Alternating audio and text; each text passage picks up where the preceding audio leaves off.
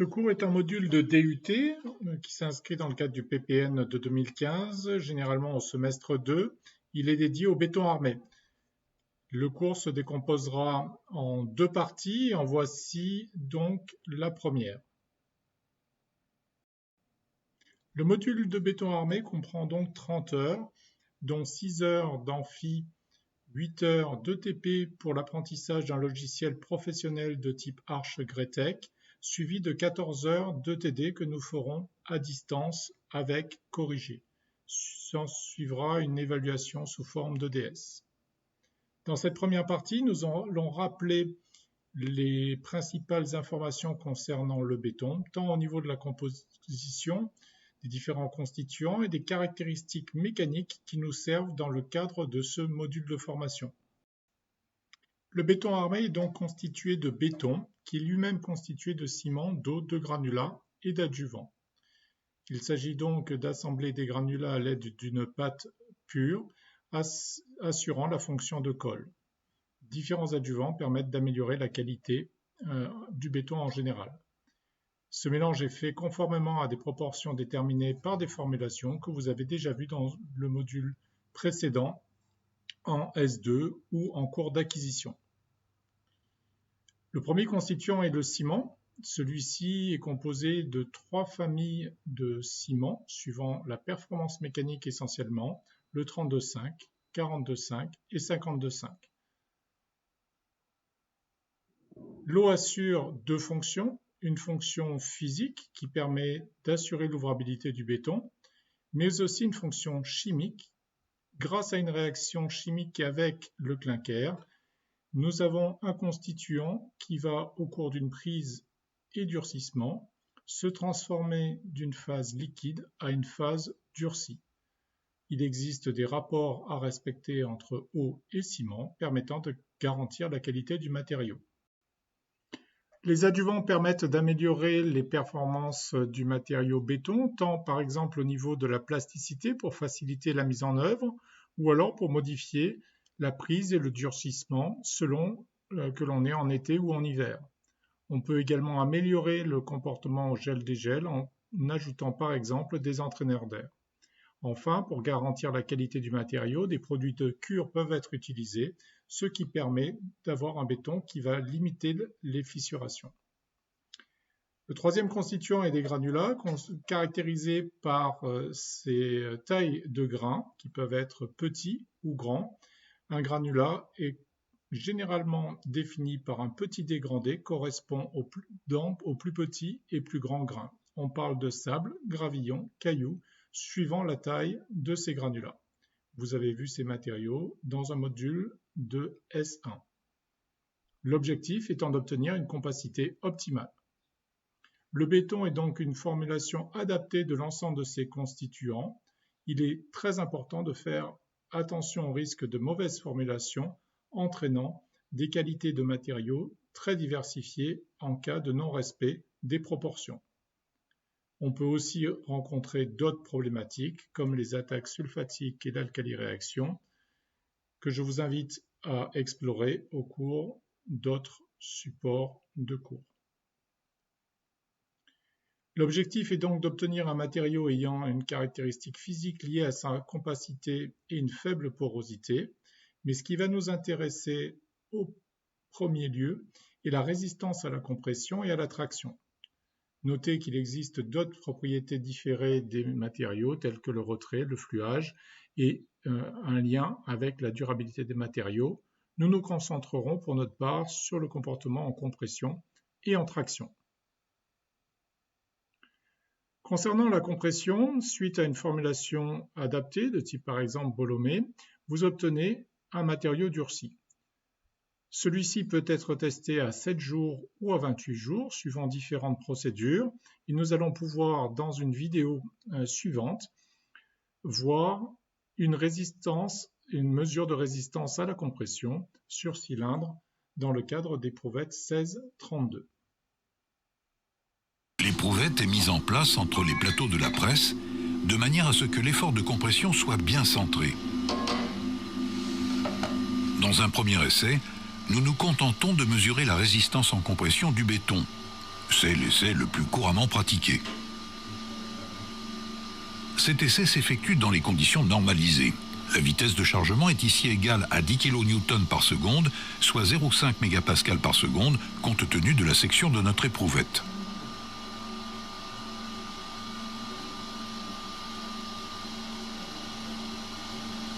La résistance en compression donnée par l'effort maximal atteint pendant l'essai 1208 kN, soit 60 MPa.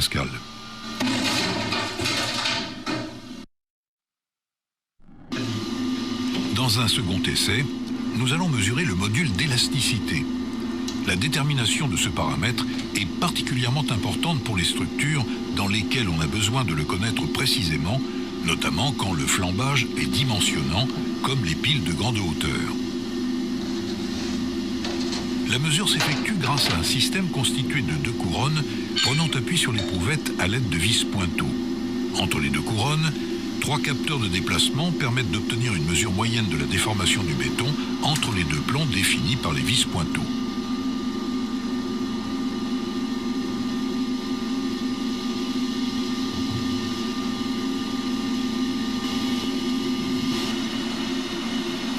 Un chargement cyclique entre 5 et 30% de la résistance en compression mesurée précédemment permet de tracer la courbe contrainte déformation à partir de laquelle on va déduire le module d'élasticité. Ici, le module est égal à 39 000 MPa.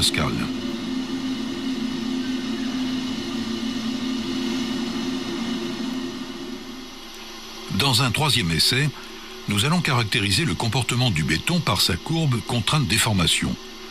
Le même capteur de déplacement que pour la mesure du module est utilisé afin de mesurer la déformation. La courbe contrainte déformation, d'abord quasi linéaire, devient ensuite non linéaire. L'effort atteint un pic, la résistance en compression, pour une déformation voisine de 2 pour 1000.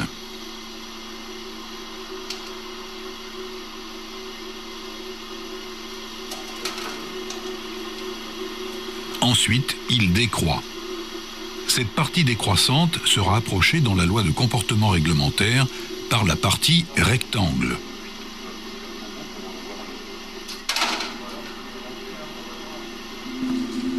L'examen des éprouvettes après rupture montre que la fissuration est parallèle à la direction du chargement dans la zone centrale, mais évite la zone au contact des plateaux de la presse. Ceci est dû au phénomène de fretage et conduit, lorsque l'effort est bien centré, à l'apparition de cônes de rupture sous les plateaux d'appui.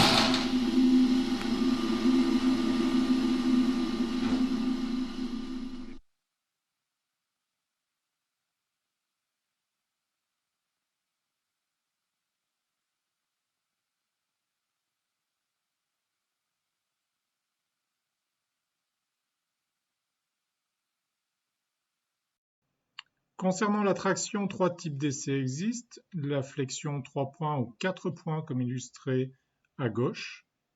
L'essai de fendage qui consiste à comprimer sur ses diagonales un cylindre générant de la traction par compression. Et enfin, l'essai de traction pure. En laboratoire, on privilégie le deuxième type d'essai, plus facile à mettre en œuvre. Généralement, cette résistance à la traction du béton est très faible. En effet, si vous comparez et superposez les courbes contraintes déformation pour un béton, nous avons de 3, 2, 1 la loi de comportement en compression, comme illustré sur la vidéo précédente, et les points 3, 4, 5 illustrent le comportement en traction. Vous noterez que le béton est globalement 10 fois plus faible en traction qu'en compression. En fonction de la formulation des bétons, nous obtenons donc différentes gammes de résistance. Ces résistances peuvent être faibles, courantes, élevées ou très élevées. Suivant l'utilisation du béton dans le contexte du béton armé, nous utiliserons majoritairement des bétons de qualité 25-35 MPa, pouvant aller à 80 MPa dans le cadre par exemple des immeubles de grande hauteur. Nous allons maintenant rapidement voir la problématique liée à la mise en œuvre sur chantier de ce béton, de façon à mieux comprendre le contexte du béton armé. Les propriétés essentielles que l'on va qualifier pour garantir une bonne mise en œuvre du béton est sa fluidité, qui peut être mesuré par différents tests dont le cône d'Abrams.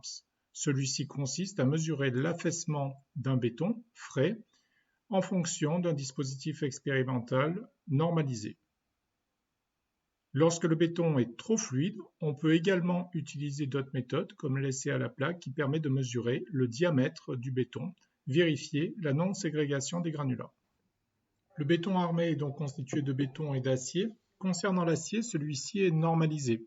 En effet, les diamètres utilisés sont fixés. Cela permet d'améliorer le lien entre bureau d'études et chantier. Les armatures se présentent soit sous forme de lits de ferraillage, panneaux treillis, ou alors armatures longitudinales, généralement conditionnées en longueur de 6 à 8 mètres. En fonction des besoins et des calculs, les aciers peuvent être coudés de façon à répondre à un besoin géométrique et présentent sous forme de cadres, d'épingles ou d'étriers. L'ensemble de ces armatures vont former ce que l'on appelle la cage d'armature. Le deuxième matériau utilisé dans le béton armé est donc lié aux aciers, qui se présentent sous la forme de cages d'armature. Celles-ci nécessitent la mise en place d'armatures spécifiques répondant à un besoin bien précis que l'on va apprendre à calculer dans le cadre de ce cours. Ces fabrications peuvent être faites en atelier ou sur chantier comme illustré sur la photo. Les coffrages sont préparés, ils sont généralement soit en bois, soit en métal, permettant de garantir un aspect de finition. Il est donc possible de transformer le béton en structure de type poutre, poteau ou dalle, de façon à constituer un bâtiment comme illustré sur la photo. Attention toutefois à la qualité des coffrages, vous avez ici un défaut de reprise de bétonnage sur des voiles, et qui entraîne un défaut de surface et donc une mauvaise qualité d'aspect. Le béton est donc généralement fabriqué soit sur place, soit en centrale à béton, mis en œuvre par camion toupie ou par pompe sur les chantiers. Un coulage vertical est généralement préféré. Nous allons aborder maintenant la deuxième partie du cours, en parlant dans le détail du comportement mécanique béton armé. Vous l'avez compris, le béton est très performant en compression, moins en traction, et il faut donc l'associer à l'acier pour garantir la qualité mécanique des structures. Dans le clip vidéo suivant, en anglais, nous allons mieux comprendre pourquoi. 101 and why concrete is such a great construction material, but I didn't mention its greatest weakness. Hey, I'm Grady, and this is Practical Engineering. On today's episode, we're continuing the series on concrete with a discussion of reinforcement.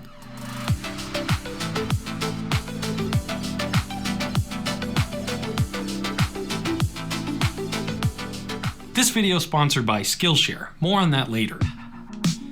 To understand concrete's greatest weakness, first we need to know a little bit about mechanics of materials, which is the fancy way of saying how materials behave under stress. Stress in this case is not referring to anxiety or existential dread, but rather the internal forces of the material. There are three fundamental types of stress: compression, pushing together, tension, pulling apart, and shear, sliding along a line or plane. And not all materials can resist each type of stress equally. It turns out that concrete is very strong in compression and weak in tension. But you don't have to take my word for it. Here's a demonstration. These two concrete cylinders were cast from the exact same batch, and we'll see just how much load they can withstand before failure. First, the compressive test. Under compression, the cylinder broke at a load of about 1,000 pounds. That's 450 kilo. For concrete, that's pretty low because I included a lot of water in this mix. The reason is my rig to test tensile strength isn't quite as sophisticated. I cast some eye bolts into the sample, and now I'm hanging it from the rafters in the shop. I filled up this bucket with gravel, but it wasn't quite enough weight to fail the sample, so I added another dumbbell to push it over the edge. The weight of this bucket was only about 80 pounds, or 36 kilos. That's less than 10% of the compressive strength. All this to say, you shouldn't make a rope out of concrete. In fact, without some way to fix this weakness to tensile stress, you shouldn't make any kind of structural member out of concrete, because rarely does a structural member experience just compression. In reality, almost all structures experience a mixture of stresses. That's no more apparent than in the classic beam. This particular classic beam is homemade by me out of pure concrete here in my garage. Applying a force on this beam causes internal stresses to develop, and here's what they look like. The top of the beam experiences compressive stress, and the bottom of the beam experiences tensile stress. You can probably guess where the failure is going to occur on this concrete beam, as I continue to increase the load. It happens almost instantly, but you can see that the crack forms on the bottom of the beam where tensile stress is highest and propagates upward until the beam fails. You see what I'm getting at here? Concrete on its own does not make a good structural material. There are just too many sources of tension that it can't resist by itself. So in most situations, we add reinforcement to improve its strength. Reinforcement within concrete creates a composite material, with the concrete providing strength against compressive stress, while the reinforcement provides strength against tensile stress. And the most common type of reinforcement used in concrete is deformed steel, more commonly known as rebar. I made a new beam with a couple of steel-threaded rods cast into the lower portion of the concrete. These threads should act just like the deformed ridges in normal rebar to create some grip between the concrete and steel. Under the press, the first thing you notice is that this beam is much stronger than the previous one. We're already well above the force that failed the unreinforced sample. But the second thing you notice is that the failure happens a little bit slower. You can easily see the crack forming and propagating before the beam fails. This is actually a very important part of reinforcing concrete with steel. It changes the type of failure from a brittle mode, where there's no warning that anything is wrong, to a ductile mode, where you can see the cracks forming before a complete loss of strength. This gives you a chance to recognize a potential catastrophe and hopefully address it before it occurs. Si l'on résume, le béton a donc un très bon comportement en compression, mais est 10 fois moins performant en traction, alors que associé à de l'acier qui a une bonne propriété en traction et en compression, on obtient des structures particulièrement efficaces du point de vue mécanique. C'est de cette idée qu'est venue l'invention du béton armé, avec dans un premier temps une application qui n'est pas du bâtiment ou des ponts, mais une barque, c'est la fameuse barque de Joseph Lambeau en 1849. Celle-ci existe encore dans un musée parisien. Alors pour votre culture personnelle, quelques personnages historiques du domaine du génie civil et du béton armé. Louis Vicat avec l'invention du ciment, Joseph-Louis Lambeau pour l'invention du béton armé, puis quelques ingénieurs et architectes qui ont valorisé ce matériau au sein des structures de type bâtiment et pont tels que Monnier, Hennebique, Rabu et plus récemment Eugène Freycinet qui est inventeur du béton précontraint. L'ensemble de ces ingénieurs ont donc eu pour objectif de limiter la fissuration dans le béton liée au mauvais comportement en traction du matériau en l'associant avec des aciers. Dans quel cas peut-on avoir de la traction dans une structure? Lorsque l'on va avoir de la traction simple, de la flexion simple ou du cisaillement. La traction simple se retrouve dans un certain nombre de structures sollicitées purement en traction. L'échantillon est alors fissuré uniformément et les armatures permettent de limiter cet effet. On retrouve cela par exemple dans les suspentes de pont bowstring pour lesquelles, les suspentes verticales servant à soutenir le tablier, on retrouve beaucoup de fissuration de traction. Lorsqu'on s'intéresse maintenant à une poutre en béton armé sur deux appuis, celle-ci, lorsqu'elle va être soumise à un moment de flexion, va être fléchie, ce qui correspond à comprimer la partie supérieure et à tendre la partie inférieure. Nous avons donc une structure qui va comporter une section supérieure comprimée et une section inférieure tendue. L'objectif est donc de placer les aciers où il y a de la traction et de prendre le béton pour la partie compression. C'est ce qui est illustré ici sur cette poutre en flexion simple. La partie inférieure se fissure sous l'action des charges et les aciers reprennent l'ensemble des efforts de traction. Le béton est donc soumis à de la traction sous les effets de la flexion et va fissurer, solliciter les armatures en traction. Celles-ci, par phénomène d'adhérence, vont reprendre les efforts de fissuration. Se développe alors le concept du béton armé permettant de répondre aux problématiques de flexion. Cet ancrage se caractérise typiquement par un essai pull-out qui vise à caractériser la capacité d'une armature à être scellée dans un bloc de béton et soumis à un effort de traction. Chaque armature, suivant son diamètre, a besoin d'une longueur d'ancrage spécifique. Cette longueur d'ancrage dépend de la géométrie et de la forme de l'armature. Généralement, pour améliorer l'adhérence, on conditionne les états de surface par des crénelures pour garantir des rugosités mécaniques améliorant l'adhérence naturelle acier-béton. Il faut être vigilant sur les dispositions constructives. Nous aurons l'occasion d'en reparler un peu plus tard, mais dans un certain nombre de configurations, des notions de poussée au vide peuvent générer des désordres de surface liés à l'adhérence de l'armature au béton. Celle-ci va avoir tendance à générer de la fissuration. Une poutre soumise à de la flexion va donc être sollicitée par un moment et un effort tranchant. Les armatures longitudinales permettront de répondre à la problématique moment, les armatures transversales à l'effort tranchant. Nous obtenons donc ainsi une cage d'armature comprenant des fils de montage, des cadres d'effort tranchant et des aciers en traction.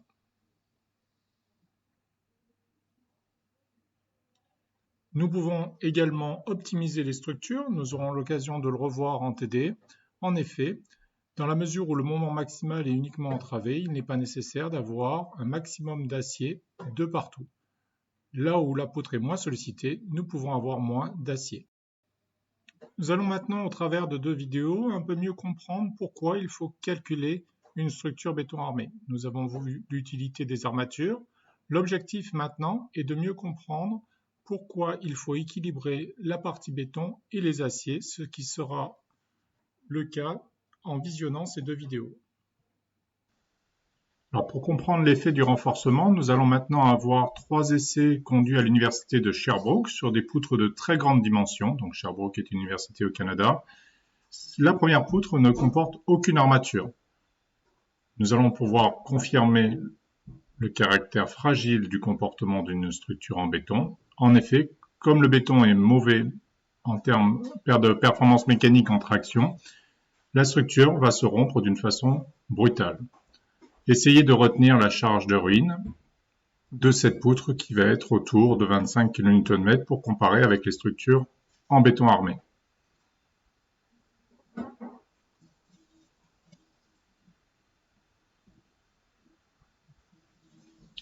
Vous venez donc d'observer une rupture fragile, sans ductilité, liée au caractère fragile du béton. Nous allons maintenant observer une deuxième poutre qui est testée, cette fois-ci avec une nouvelle configuration.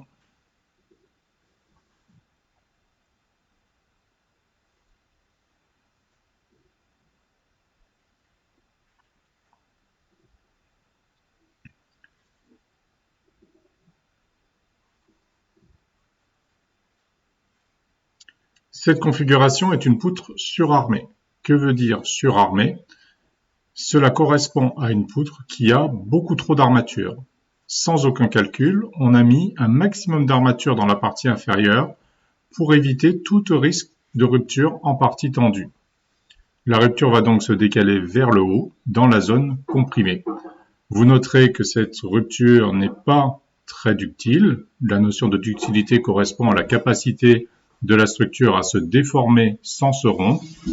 On observe tout au long du chargement la fissuration. Les armatures contrôlent parfaitement le développement de la fissuration. Notez donc que nous sommes à 500 kN, ce qui correspond à 20 fois la charge de la structure non renforcée. La charge via donc le moment continu a augmenté de façon linéaire. La fissuration se développe progressivement au fur et à mesure que l'on dépasse la limite en traction du béton.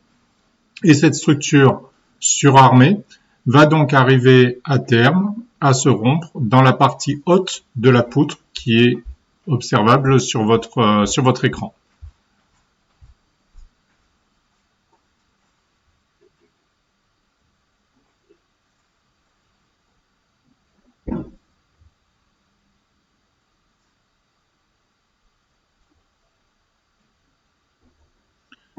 Voici donc la rupture en compression et on l'obtient d'une façon de nouveau fragile et donc on n'a pas développé de capacité en ductilité de cette structure.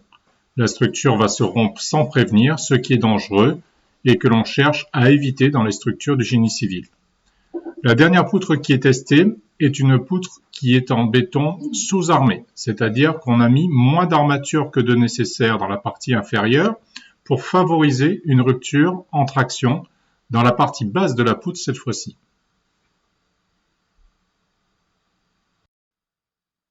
Notez donc que la fissuration se développe un peu plus rapidement, mais nous avons une structure qui est toujours très résistante, liée à la présence d'armature.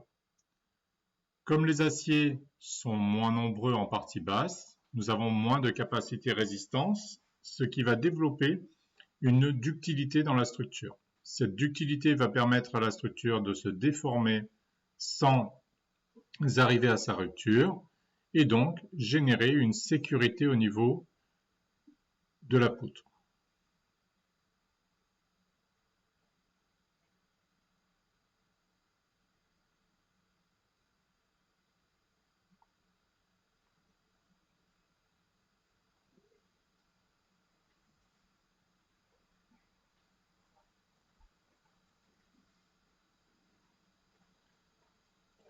Notez que nous avons de nouveau atteint plus de 20 fois la résistance de la structure non armée, ce qui est plutôt remarquable, et que autour de 540 kN, la structure va se déformer sans se rompre jusqu'à l'obtention de la rupture des armatures en partie tendues.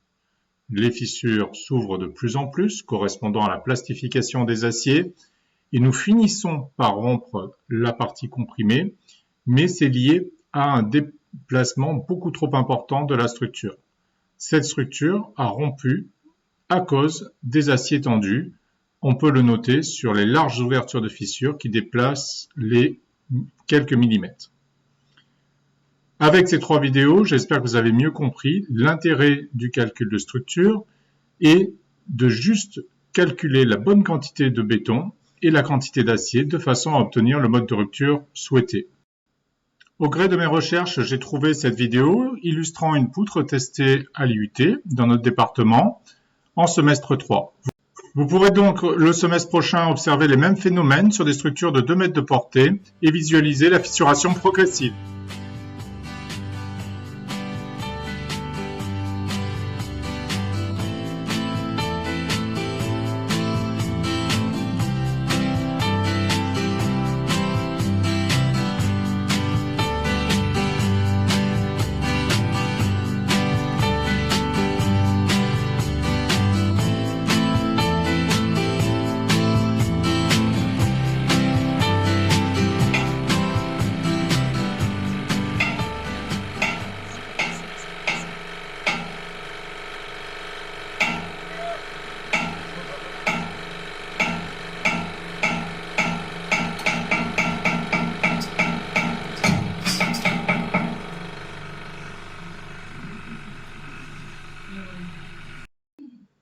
Nous devons donc retenir 2 points importants, c'est que les structures béton armées peuvent se rompre soit en traction, comme indiqué sur la photo de gauche, soit en compression, comme indiqué sur la photo de droite.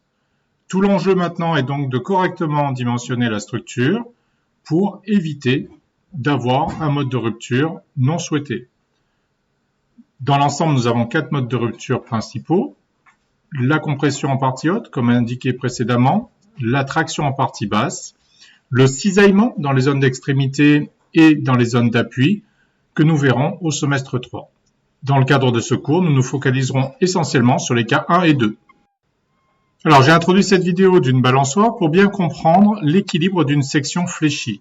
Si vous imaginez que le petit garçon en bleu est le béton et la petite fille l'armature, cette balançoire peut être en équilibre si nous avons la bonne quantité de matière de part et d'autre. Pour mieux comprendre, reprenons les principes de base de mécanique liés à une balançoire. Moment d'une force, dans le cadre de la mécanique du point. La question qui se pose ici, c'est pourquoi a-t-on besoin du concept de moment d'une force? On va le montrer en étudiant le cas d'une balançoire. D'un côté, on a une masse petit m, et de l'autre côté, on a un point grand M. La question est quelle force doit-on appliquer au point grand M pour maintenir cet équilibre? La balançoire en verre doit être horizontale à tout instant. Pour répondre à cette question, nous allons donc devoir faire du calcul béton armé. Nous allons donc devoir calculer combien de béton je dois mettre pour équilibrer ma section, combien d'acier je dois positionner pour obtenir la bonne rupture, et donc faire du calcul de béton armé que nous ferons dans un deuxième temps lors du cours béton armé partie 2.